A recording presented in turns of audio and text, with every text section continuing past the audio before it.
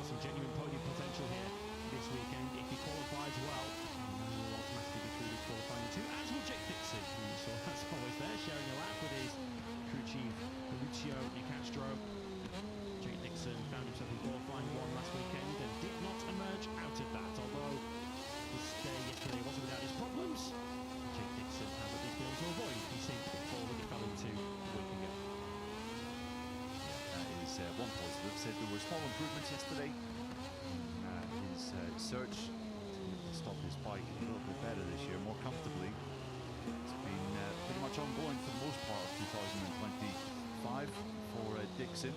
But one rider that wasn't really struggling at any point was Diogo Moreira.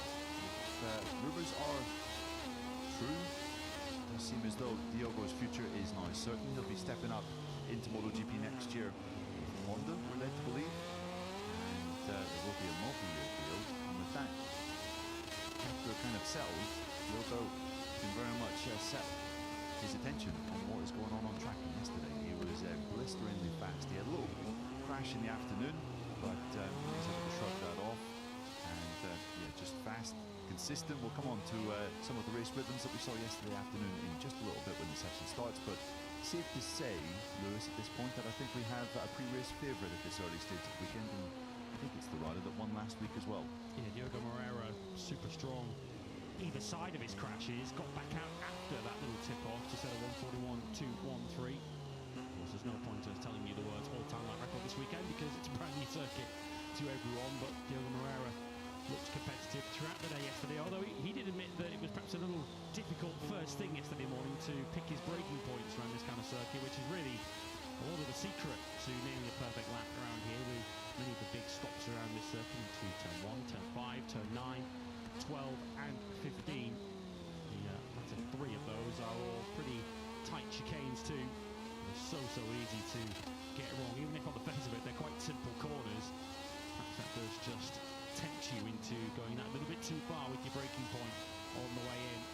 We've seen a lot of riders already this weekend taking shortcuts across said chicanes, which has led to, I guess, a difficult picture to pick apart when we look through the race rhythm. As Neil mentioned, we'll get into it as the session gets underway, but it's probably easier to pick out the laps that were valid yesterday and also not getting cancelled with riders skating across those chicanes.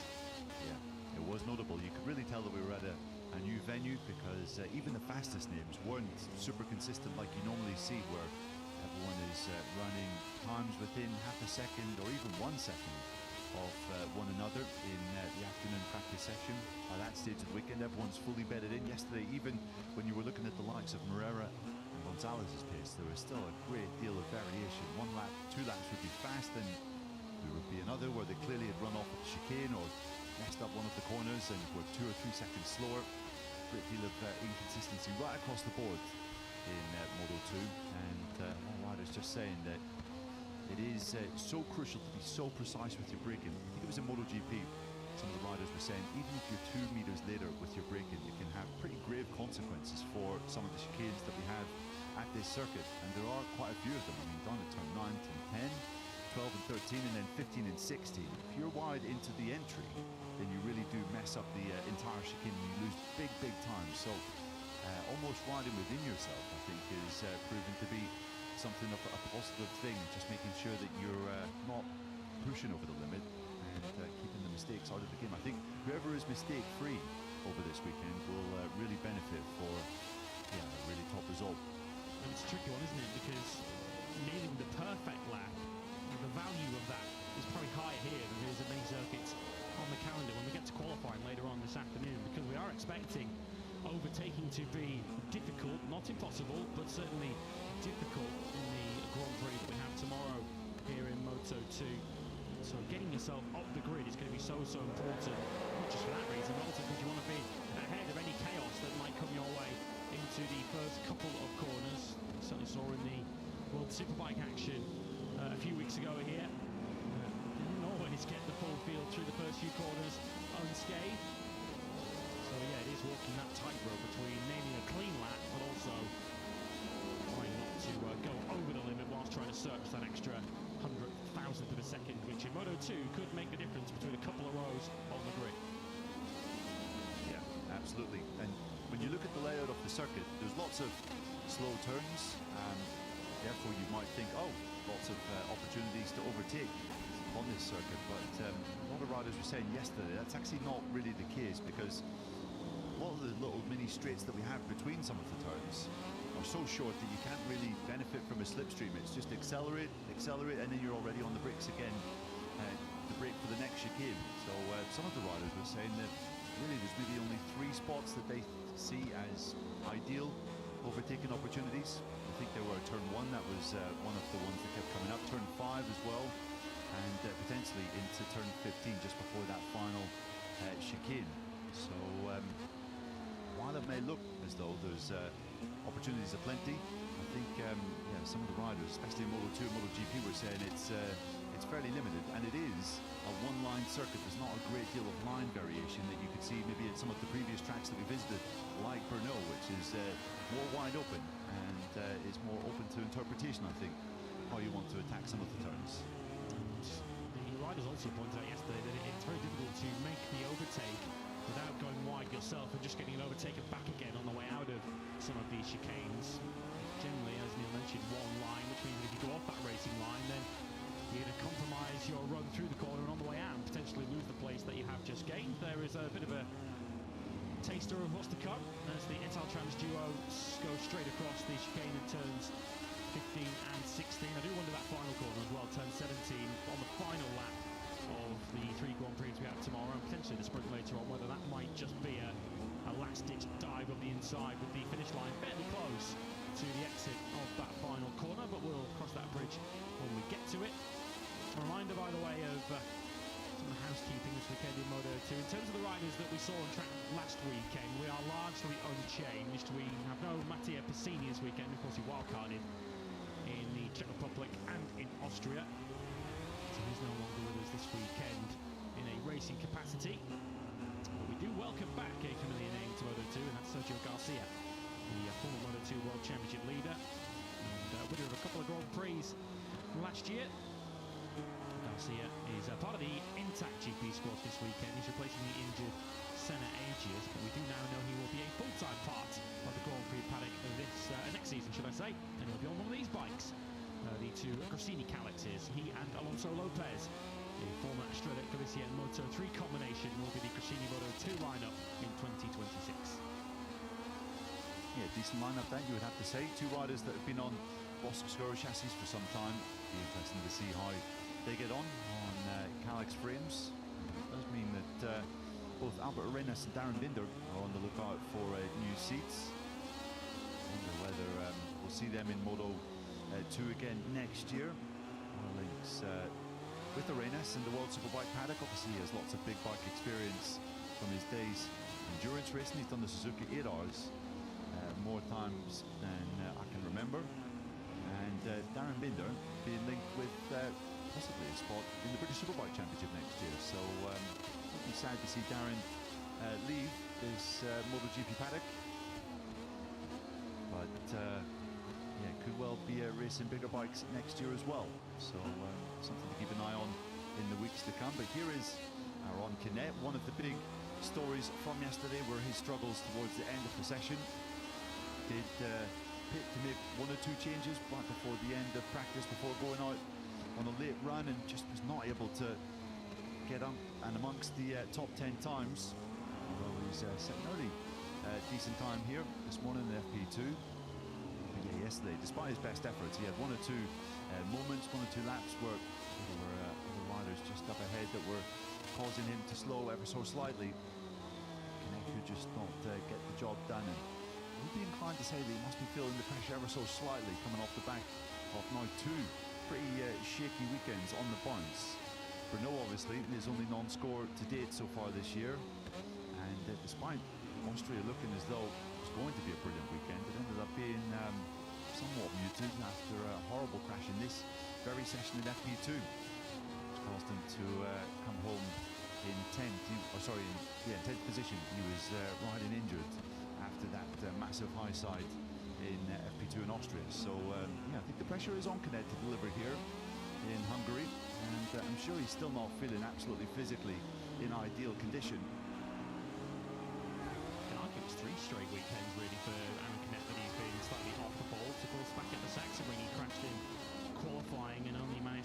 salvage a 7th place out of that Grand Prix with a little bit of pain in his shoulder. A key weekend, you feel this for Aron Canet to perhaps limit the damage. We have seen Manu Gonzalez on the weekends where perhaps he's not been quite so strong. He's had mixed results in terms of limiting the damage. You'd say at Silverstone he wasn't particularly adept at doing that. Austria, of course, was not his fault, his second DNF of the season, but he's riding Aragon and at the Sachsenring when he came from way down on the 6th row of the grid to, in the case of Aragon, taking 9th place, which kept him in the World Championship lead, and a 4th at the Sachsenring from way back on the grid. Gonzalez has been able to take solid points on his bad days, and it is the old cliche, isn't it, when you're fighting for a World Championship, you win the championship on your bad days and on your bad weekends, so it's very crucial that Aron Canet salvages whatever points he can from this, but really the secret to that might not be what happens tomorrow afternoon, might be what happens over those 15 minutes of qualifying one, because if he starts down in the low 20s for a good position, no matter how good you are, and Aron Canet is very, very good, he's not going to be sniffing the podium from there. Yeah, it will be a good night, pretty much, if he's outside the top 18 when it comes to qualifying later. So big pressure will be falling on Canet's shoulders just after lunchtime, but he has started fairly positively here in 11th as it stands. It's been a decent start to the day as well for his teammate Barry Baltus. Baltus has some recent experience, doesn't he, of coming through Q1 and actually putting in pretty remarkable performances having come through Q1. He did it in Germany, ended up qualifying in 2nd. He also did it in Brno, and after that he went on to claim his first and only Grand Prix pole position he did. Attracting good order this morning, giving out good grip, best conditions of the weekend, and we've seen the first 140s of the weekend around this Balaton Park circuit on a Moto2 bike. 140.893 for Philip Salach. That is 0.3 of a second quicker than Diogo Moreira's top time yesterday, and half second quicker than Salach himself won yesterday to take 2nd place. David Alonso is 2nd on 140.9, and one of the I guess surprise stars just based on his Moto2 rookie season so far, but of course he did have some prior track experience on a street bike. We're taking the Adrian Huertas challenge more and more seriously with every lap that goes by. I think we are. He's not disappearing from that top 3. Saw him up towards the sharp end in both of yesterday's sessions. It's fair to say I think Friday was Huertas' best day on the Moto2 machine to date. The slight caveat that he has that prior track experience here, and you can see Ethan Guevara has not set a time so far. That right hand still causing him some issues. You can see he's been very delicate. He was saying in Austria that his hand was so swollen after a Friday crash that it's actually really difficult to put on his right glove. So that in mind, it was quite remarkable that Ethan was able to come home in 9th. Not ideal to have your throttle hand in that kind of condition. You can see there just the difficulties he was having putting his helmet on. Yeah, we saw a poster of Ethan on social media yesterday, and usually Ethan, with no disrespect intended, usually likes a bit of a pout, a bit of a pose on social media, and he had a massive grimace. He looked in absolute agony in some of the photos that he shared behind his crash helmet yesterday. He said this weekend will be about suffering, and boy did it look it when you looked at his face yesterday, which puts his 9th place that he set yesterday into some sort of context. It was actually quite a good ride that from Ethan Guevara yesterday. He did still put in 13 laps, should I say, yesterday. He was one of the least active riders yesterday on track, and in fact, even with a couple of riders crashing, he did the fewest laps of anybody in the Moto2 practice session yesterday. So understandably, he's limiting the mileage in this morning's session too, which doesn't count ultimately towards qualifying. And yeah, it's difficult to really know what kind of performance he can put in over the weekend, because it's quite a physical and busy circuit. But Guevara did say that the pain and the discomfort is actually way worse than it was at any stage in Austria a week ago. Yeah, lots of heavy braking here, lots of fast changes of direction. Well, maybe not so fast, but you have to do it at a quick speed. Jump from right to left, as Colin Vare has just demonstrated, or indeed left to right. So full respect to Ethan Guevara for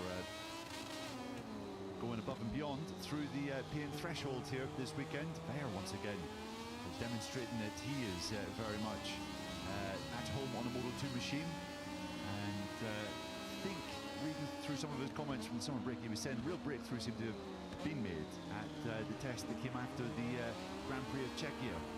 Moto2 machines were out there while Some of us were on the beach sipping cocktails. A few of the Moto2, Moto3 teams were staying behind at Brno for a one-day test.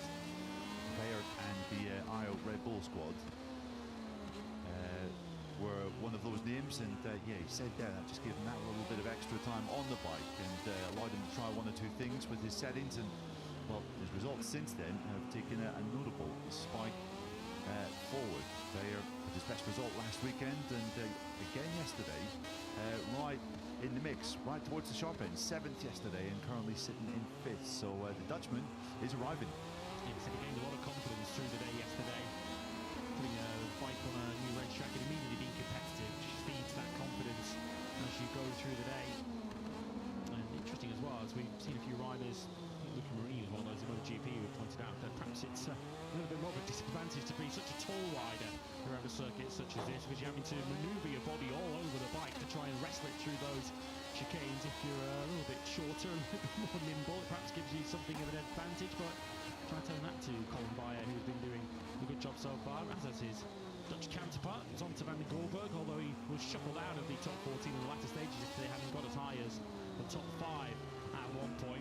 I guess the surprise stars of this weekend, just based on what we've seen generally in Moto2 throughout the season, Balaton's one of them. Via, you would say, has been another. Alex Eskrich another yesterday. Both of the forward riders actually were competitive at various stages yesterday. Navarro only just missed out on a place in Q2 on the second of the forwards. He was only a tenth of a second outside in 19th place, but Eskrich getting himself into Q2 automatically. And the first time we've seen him in qualifying to all the way back in Austin, Texas, when he was 14th on the grid. So yeah, one or two riders taking the opportunity of something of a leveler playing field this weekend with a brand new circuit and a brand new layout to lift themselves higher up the order than we're perhaps ordinarily used to. Yeah, that's a good chart, Lewis. The names that you mentioned also in this session.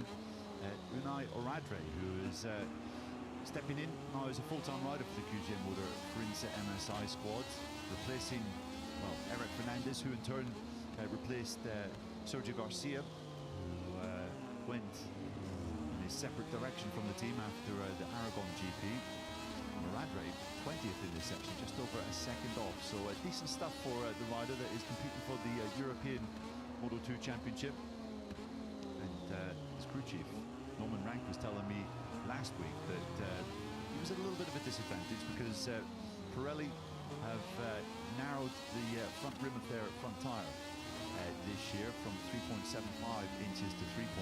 That's been something that everyone in Moto2 in the World Championship has had to get their head around. Apparently in the European Series they still have a choice if they want to go with last year's size rim or this year's size, and Oradre in the European Series is with last year, so he's going through with a bit of an adaptation, trying to get used to the narrower rim that everyone is using for 2025 and adapt to a new category and a new track as well. He's doing pretty well at the moment. In terms of the tyres that Pirelli have brought to this Grand Prix, they understandably have gone slightly conservative with their tyre options that they've brought. We do have the development E125 soft, which has become quite popular in recent Grand Prix. We've seen quite a bit of that. The SC0 is the, I guess, the harder of the two rear options, as Flipsatch almost sent himself into Lake Balaton on the way into turn number 1. But we've of course seen the SCX, the super soft rear tyre at various stages this season, of course with very little information other than what we saw from the World Superbikes around about a month ago. Pirelli perhaps not so keen to be so aggressive at a circuit such as this, although we are still expecting rear tyre life to be a big issue later in the Grand Prix because there are so many heavy traction acceleration zones out of those slow chicanes as you're squeezing the throttle out of turn, I guess turn 4 would be one of them, but particularly turn 11 towards 12 and then out of 13, round 14 and also out of 17 onto the main straight. You've got to really treat that rear tyre with the due care and attention that it needs. And perhaps the biggest window and biggest opportunity to overtaking in the Grand Prix tomorrow as David Alonso has a huge moment there as he flicks it through the fast right-hander there as he came through turn number 8, managed to survive it. Yeah, in terms of the tyre options, if you do run out of tyre, that might be the big opportunity to overtake if some fall off a cliff up ahead of you. And Alonso really falling off the side of his Scary moment that from David Alonso. Did see Alvaro Bautista crash there, that very spot at turn 8 in one of the World Superbike races that we had here 1 month ago. And very, very fast fall indeed. Thankfully, David managed to avoid that fate. And it's just well for him because things are looking pretty good at the moment. He is just 15 thousandths of a second behind this rider, Manny Gonzalez. And Alonso, some of his rhythm this morning has looked very, very promising indeed. So could we see him up in the victory fight for the second week in succession? Well, if we're predicting how the race is going to look at the front tomorrow, perhaps the viewers might want to put their fingers in their ears, because we predicted a Canet versus Gonzalez battle last weekend. It ended up being Moreira versus Holgado and Alonso, but perhaps some contributing factors to that. Manny Gonzalez, of course, getting a grid penalty and then a stone through his radiator, and of course Aron Canet ended up hurting himself in that very Saturday morning session. But they're not the only two contenders, but it has a bit of a feel of Gonzalez versus Moreira, doesn't it? It does indeed, Lewis, yeah. As I was saying earlier in the session, a little difficult to discern exactly who was looking super strong, because times generally were quite inconsistent. We didn't see super consistent runs even from the top riders. But looking at the first part of the session when riders were doing longer runs, sort of looking at riders able to lap consistently in the 1 minute 41s, and certainly Moreira was the rider that was able to do that more often than anyone else. In the first part of practice yesterday, he managed to do 6 laps in 1 minute 41s. Gonzalez managed to do 5, and although some of his lap times were cancelled because of exceeding track limits, Adrian Huertas was able to do 4, so Huertas had decent speed and decent rhythm as well. I would also factor into that mix potentially Filip Salac, because on his second run, on his 9th lap, with 9-lap all tyres, he was able to do a low 1 minute 41, which was a pretty strong pace for yesterday afternoon. So I think Salac is also in the mix. Salac just needs a grid position, doesn't he? He just needs some good fortune to go his way in qualifying. He's had all sorts of bad luck over recent Grand Prix. He's been involved in some accidents that weren't his fault. Mugello and Assen probably both fall into that category. And certainly can't put the 18th place that Filip Salac took on the grid last weekend down to Filip. Problems beyond his control, but if you look back through Filip's qualifying run so far this season, he showed so much potential. He said yesterday, we're always strong on Fridays, but we don't necessarily put it all together in qualifying. We're yet to see Filip Salac qualify any higher than 6th on the grid so far this season. That, you feel, is due to change? Yeah, he is due a break on a Saturday afternoon. It's not been the best recent run for Filip, but the speed has certainly been there, I think, in many of the runs of late. When qualifying hasn't gone to plan, the likes of Mugello or Assen, or indeed the Red Bull Ring 1 week ago. As I was saying yesterday, this is not a million miles away from the Czech Republic, his home country, so kind of like a bit of a second home race here in Hungary for Filip. As we see Jake Dixon getting out for what will probably be his last run off this session. Dixon's obviously been in a difficult place, really disappointing results in Brno, where he was 11th, 20th at the Red Bull Ring, and been told that Dixon has a new data technician here this weekend, as Mark Diaz bid to try and aid his feeling, especially when he's trying to stop the bike. That's been something that's almost always been an issue for him, even in some of his better races. And David Alonso has had his second massive moment of this session that we've seen on the screen. The young Colombian is absolutely pushing the limits. That was done at turn 5, the tight right-hander at the end of the first back straight. I have to say, the Aspar press officer and social media guru Vicente Villa has been kept very busy this morning, because we already saw a couple of crashes, 2.5 crashes really, for Max Quiles in the Moto3 session earlier on this morning, and that was 1.5 for David Alonso in Moto2 already this morning. Alonso's currently out there lapping in the mid 141s, not a bad rhythm at all. Was keeping a close eye on Diogo Moreira's lap times. His last 2 laps that he's put in have both been 141.0s. He's putting in a very strong run at the moment, is the Brazilian. The fastest rider yesterday, and we're keeping an eye on his progress here again over another lap. Was perhaps levelled at him in recent times that he was a follower rather than a leader in terms of how he went about setting his best lap times on a Moto2 bike. Perhaps put that theory to rest last weekend in Austria, and let's see what kind of lap time this is. Is it going to be a third consecutive 1:41.0? It is 1:41.000. A lap time, though, that was beaten behind him by Adrian Huertas, who is using the reference up ahead for his teammate Moreira. Huertas up to third now. You might look at Huertas' results this year and think he's, well, there's not so much to cheer about. There's not too much to get excited over. Best result of 13th in the Moto2 category, but we are talking about the reigning World Supersport champion and a rider that at one point last year I think was being spoken of as a potential factory Ducati superbike rider. In the end, he came across to Moto2 with the Taltran, so there's big talent there, and the rider definitely knows how to race. And Manu Gonzalez is the latest rider to have a big moment on the front, this time down at turn number 2. So front grip proven to be somewhat lacking. Look at it, front tire just go left there, and Manugas thankfully was able to save that one pretty quickly. It's a circuit that is technical but can easily bite you if you take one or too many liberties with it. Yeah, absolutely. And just coming on to Gonzalez, we were speaking yesterday about how in Austria it appeared as though a bit of a late play had been made by Yamaha to bring Gonzalez potentially up into MotoGP next year with Pramac Yamaha. A few rumours yesterday evening and again this morning suggesting that that might not pass. It may seem that Manu is actually going to be staying at Intact GP for another year in the Moto2 category, and maybe that could play into the favour of a certain Jack Miller.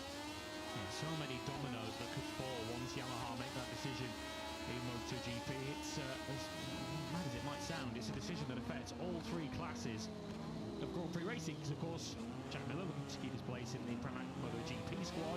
That will impact Intact's Moto2 lineup with Senna Aegis, who of course is recovering from injury at the moment, already confirmed in that team. Still waiting to find out what his teammate, or who his teammate will be. If it's Gonzalez, then of course that will have a knock-on effect for David Munoz, who's part of Intact's Moto3 team, and I'm sure would love to move up to Moto2, but there won't be the opportunity to do that with Intact if Gonzalez stays wherever he is. Jake Dixon has had a crash so far this morning down at turn number 1. That's his second crash of the weekend. I would say he was having some issues stopping the bike. Well, unfortunately, the bike has come to the wrong kind of stop down at turn number 1. Yeah, crashed on at turn 13 yesterday for Jake, and this time at turn 1, end of the start-finish straight. And that front just slides away mid-corner. So not the ideal end to free practice 2 for the Englishman, who, despite some difficulties yesterday and still not feeling absolutely perfect on the bike, I think just had a previous moment as well. Yeah, he'd gone in a little bit hot at one of the chicanes the previous time around, so he was certainly trying the limits before that fall at turn 1. Through 9, 10 and 11 where he'd already got it a little bit crossed up. Unfortunately down altogether and out of the session as he trudges away from the scene of the accident. A session that's a step forward in performance for Dixon, 1:41.0 for him. That's a step forward from yesterday of some 0.6 of a second. We're not seeing the quantum leap forward from this man just yet, are we? Aron Canet in 14th place, right behind his teammate Barry Baltus. And you have to say, doesn't have the feeling of a quite comfortable breeze through qualifying 1 later on for Aron, does it? Yeah, it certainly does not. Pretty sure both Gonzalez and Moreira will be sensing a real opportunity. And what we've seen so far might be a bit of a damage limitation exercise this weekend for Aron Canet. He might be looking at tomorrow's race and thinking, I can come away with some points on the board, another top 10 finish, then we'll go to Barcelona and Misano, where I was super strong last year, and really go on the attack from there. Sorry, I was just say he's not the only one who's perhaps uncharacteristically low down the order. Celestino Vietti continuing to have an unmitigated disaster of a weekend. Vietti, who was down in 22nd place yesterday, is 20th at the moment on a 1:41.6. Alvaro Reinax down in 21st. He's also heading for qualifying 1 later on. And Joe Roberts, another rider who's not particularly getting on with this Balaton Park circuit.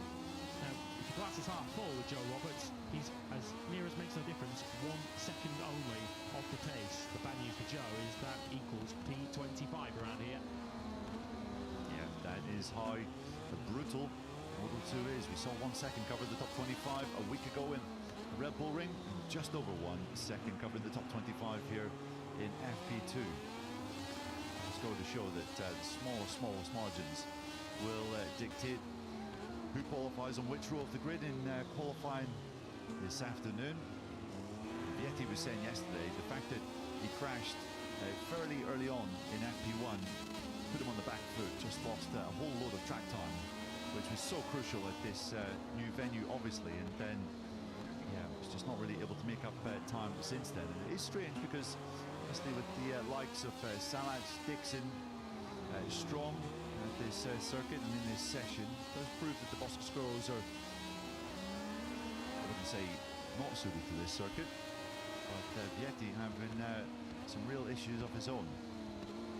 Top Boscoscoro at the moment in this session is Philip Salat in 5th. We've got Jake Dixon in 7th. Tony Arbolino is 10th.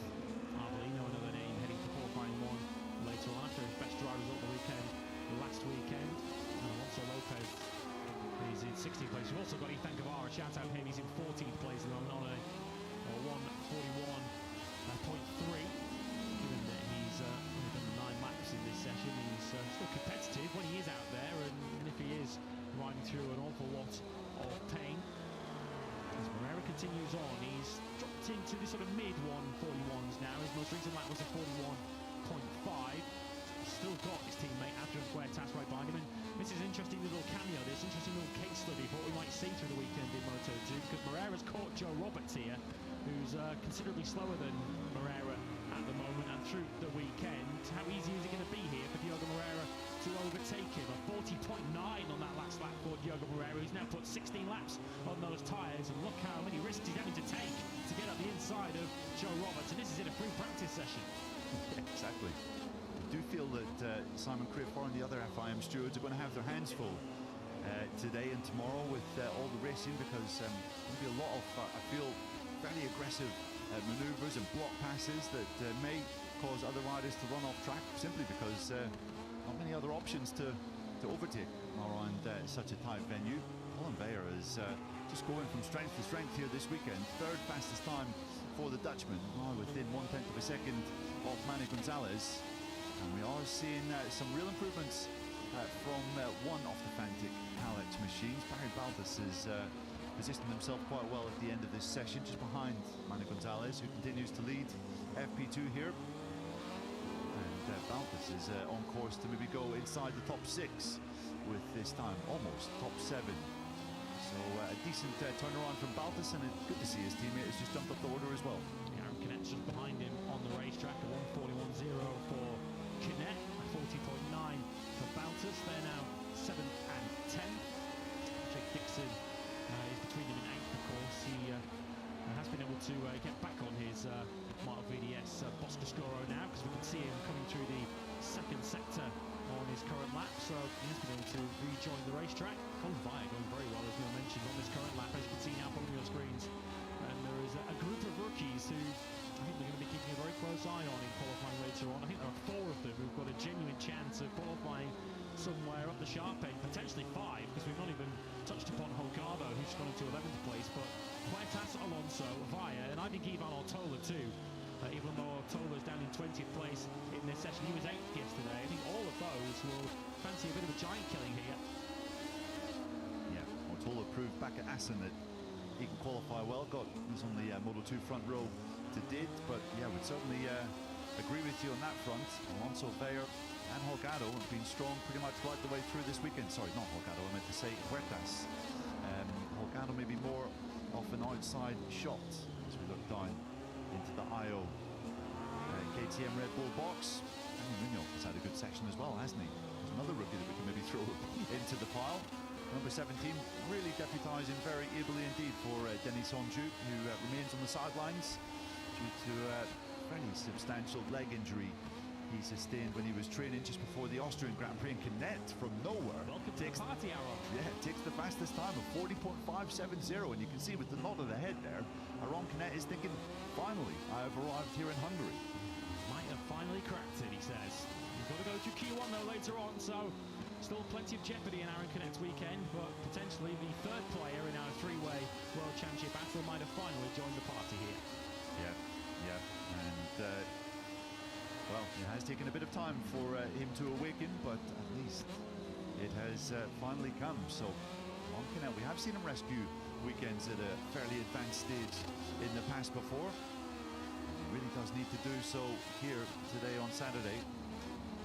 But an excellent late time from Canet puts him top with Gonzalez second. I mean, looking at that session, we're going to have to go and analyse it a little deeper and look through some of the times, but it does look as though there's 5 or 6 names, Lewis, that will be up there fighting for the podium. Yeah, I still think Diogo Moreira is a real favourite here. He's just come across the line, taking the checkered flag. I've not seen Diogo Moreira in the pits at any stage in this session, so if he's done the full session on a single set of tyres, to be still doing a 141.191 on his 18th and final lap of the session as Alonso comes across the line to complete his session on a 141.0. Yeah, Moreira might have ended that session in 8th place, but he looks a serious race-winning contender here this weekend. And boy, Intel Trans might have a couple of them. Might, yeah. Adrian Huertas for the first time this year is looking like a podium contender, as he had a bit of a moment coming out of turn number 11, that is. He was right off the seat there. Very lucky to stay on. The back end just bucked around, and number 99 had a bit of a fright there. Going back to his teammate Diogo Moreira, we know that he's an absolute star on supermotard machinery, and this kind of has elements of a bit of a stop-and-go supermotard track, and you feel that just kind of suits his riding style down to the ground. Yeah, it's taken Aron Canet slightly longer to get up to speed, but it looks like he might now finally be there. A little wave to the camera there. Saw how confident and pleased with himself he was last weekend, but then that confidence bit him in the backside when he high-sided on Saturday morning in free practice 2. A much more successful Saturday morning this time for the rider who sits second in the World Championship.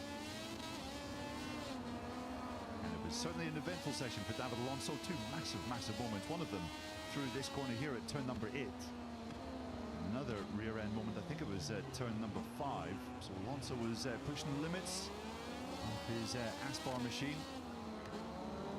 But third fastest time this morning. And I have the inkling that he has definite podium potential for the second week running. Can he make the most of that in qualifying later this afternoon?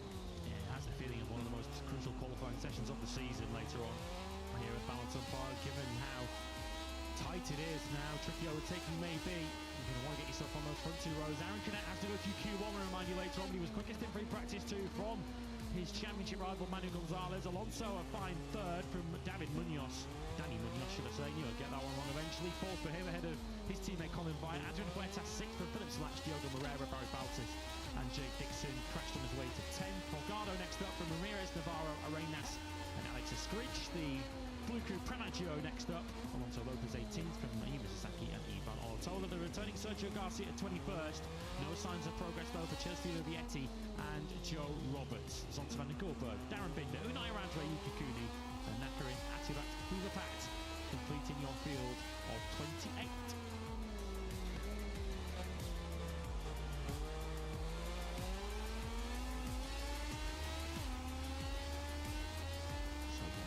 Joins the action this weekend. A tough Friday, but a strong Saturday so far for Aron Canet. He tops Moto2.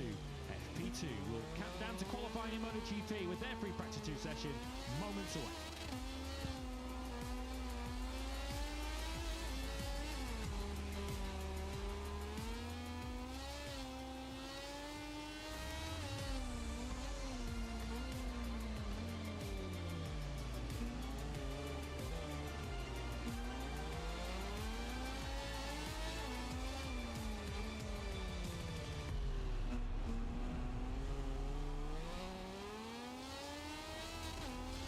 MotoGP This battleground brings the world's best riders to the Balaton Park circuit for the Michelin Grand Prix of Hungary.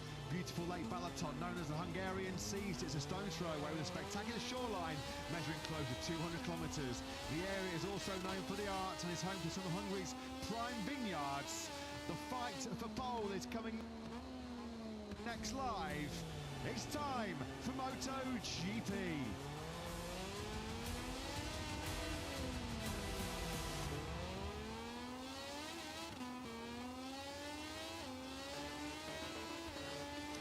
So the Balaton Park circuit, about an hour's drive away from bustling Budapest, 4.08 kilometres in length, 2.53 miles. Tight and technical, two words that have been used a lot to describe this new Balaton venue. 17 corners, 7 of them right, 10 of them left, along this straight, just 665 metres in length. A tight sector one as you run through turns 1, 2, 3 and 4. Heavy braking then into turns 5, turn 9 and 12. Two of the 3 chicanes around here. 15, 16, 17 complete your lap with turns 1, 5 and 15. The most demanding for the front end.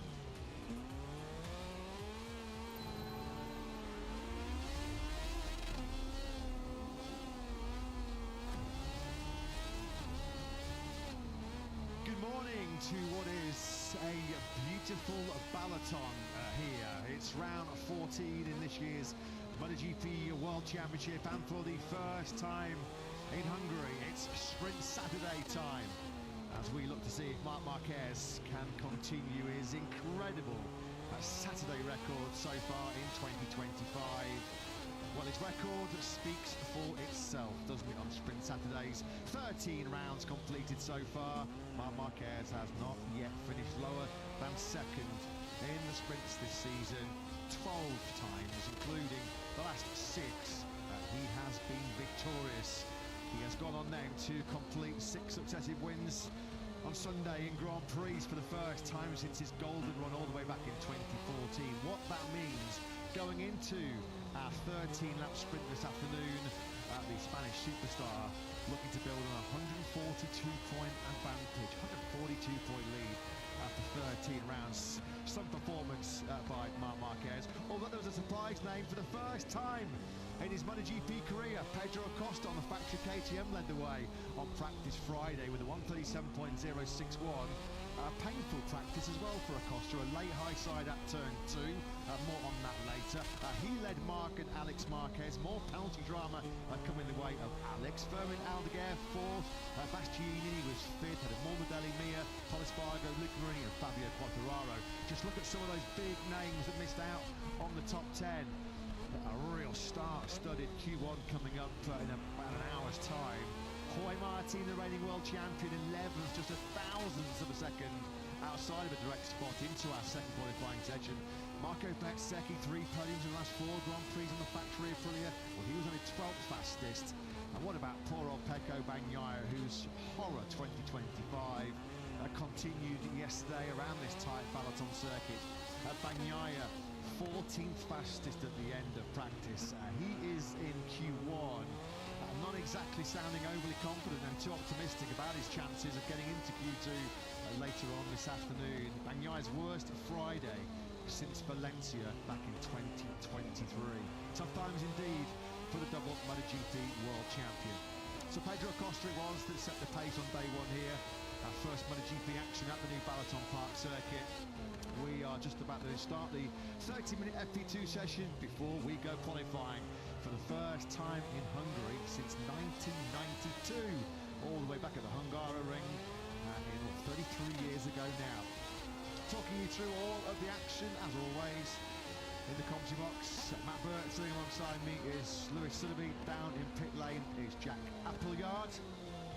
Before we get all the proceedings underway, I'd just like to wish my colleague next to me a very happy birthday, Lewis. I'm not going to give the numbers away, but for you watching at home, here's a small clue. Think Cal Crutchlow or Somkat Chantra, and you'll be very, very close. Happy birthday, buddy. Thank you very much. Older, some might say not necessarily wiser, but what a place to spend it. Balaton Park in Hungary, a historic weekend, and Well, the number really isn't 35, it's 37 here this weekend because Pedro Acosta was quickest yesterday in MotoGP, and the rest, particularly Marc Marquez, taking him very, very seriously here this weekend as a genuine front row and sprint victory threat over the course of this Super Saturday. He's wearing a big, big smile on his face, he says, because this Balaton Park circuit seems to suit him down to the ground. Most, and we say most of that 60-minute practice session, he had set the fastest time with a 1:37.061. He was then setting about pursuing Marc Marquez